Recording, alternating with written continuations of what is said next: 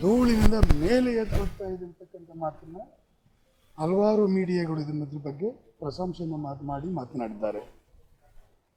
ಈಗ ಕಾಂಗ್ರೆಸ್ ಪಕ್ಷ JDS ಬಗ್ಗೆ ದ್ವೇಷ ರಾಜಕಾರಣವನ್ನು ಮಾಡ್ತದೆ ಅಂತಕ್ಕಂಥ ವಿಚಾರದಲ್ಲಿ ಯಾವುದೇ ಅನುಮಾನ ಬೇಕಾಗಿಲ್ಲ. ಇದು ರಾಜಕಾರಣದಲ್ಲಿ ಸಾಮಾನ್ಯ ಕೂಡ, ಇದೇನು ವಿಶೇಷನಲ್ಲ ಇದು. ಆದರೆ ಒಂದು ಮಾಡಲಿಕ್ಕೆ ಒಂದು ಇತಿಮಿತಿ ಇದೆ. ಈಗ ಚನ್ನಪಟ್ಟಣ ಎಲೆಕ್ಷನ್ ಇರ್ಬೋದು, ಮತ್ತು ಮೈಮೂಲ ಅಧ್ಯಕ್ಷರಿರ್ತಕ್ಕಂಥದ್ದು ಇರ್ಬೋದು, ಇದೆಲ್ಲವನ್ನು ಮಾಡಿ ಈ ರಾಜ್ಯದ ಜನತೆಯನ್ನು ಗೊಂದಲಕ್ಕೆ ಈಡು ಮಾಡ್ತಾ ಇದ್ದಾರೆ. ಆದರೆ ಈ ಪರಿಸ್ಥಿತಿ ಇತ್ತ ಗಮನ ಕೊಡಿಸ್ಬಿಟ್ಟು ಇವತ್ತೇನು ಇವರು 5 ಗ್ಯಾರಂಟಿಗಳನ್ನ ಕೊಟ್ಟು 5 ಗ್ಯಾರಂಟಿಗಳನ್ನ ಕೊಡಲಿಕ್ಕೆ ಆಗೋದಿಲ್ಲ, ಪಾರ್ಲಿಮೆಂಟ್ ಚುನಾವಣೆ ಕಳೆದ್ಮೇಲೆ ಅಂತಕ್ಕಂಥ ವಿಚಾರವನ್ನು ನಾನು ಪದೇ ಪದೇ ಮಾತಾಡ್ತಾ ಇದ್ದೇನೆ.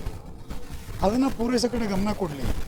ಮತ್ತು ಇವತ್ತು 1 ಲಕ್ಷ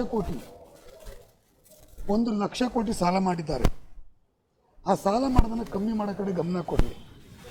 ರಾಜ್ಯದ ಜನ ಈ ಅನಿರೀಕ್ಷಿತವಾಗಿ ಬಿದ್ದಂಥ ಬಹಳ ಮಳೆಯಿಂದಾಗಿ ರೈತರು ಮತ್ತು ಸಾರ್ವಜನಿಕ ಆಸ್ತಿ ಪಾಸ್ತಿ ತುಂಬ ನಷ್ಟವಾಗಿದೆ. ಇದುವರೆಗೆ ಯಾವುದೇ ಜಿಲ್ಲಾಡಳಿತ ಇದ್ರ ಬಗ್ಗೆ ಹೋಗಿ ಯಾರ ರೈತರನ್ನು ಮೀಟ್ ಮಾಡಿ ಅವ್ರನ್ನ ಸಂಪರ್ಕ ಮಾಡೋದಾಗಲಿ, ಅದಕ್ಕೆ ಪರಿಹಾರ ಕೊಡತಕ್ಕಂಥ ಕೆಲಸವನ್ನು ಮಾಡಿಲ್ಲ. ಈ ದ್ವೇಷದ ರಾಜಕಾರಣ ಬಿಟ್ಟು ಈಗಾಗಿರ್ತಕ್ಕಂಥ ಹಾನಿಗಳನ್ನ ತಡೆಗಟ್ಟಿ ಮುಂದೆ ಬರ್ತಕ್ಕಂಥ ದಿನದಲ್ಲಿ ಈ ಕರ್ನಾಟಕ ರಾಜ್ಯ ಸುಭಿಕ್ಷವಾಗಿರಬೇಕು, ಸಾಲ ಮುಕ್ತಿ ಆಗಬೇಕು, ಮುಂದೆ ಬರ್ತಕ್ಕಂಥ ಪೀಳಿಗೆಗೆ ಒಂದು ರಾಜ್ಯಕ್ಕೆ ಇದು ಉದಾಹರಣೆಯಾಗಿರ್ತಕ್ಕಂಥ ಕೆಲಸ ಮಾಡಲಿ ಅಂತೇಳಿ ಹೇಳ್ತೇನೆ.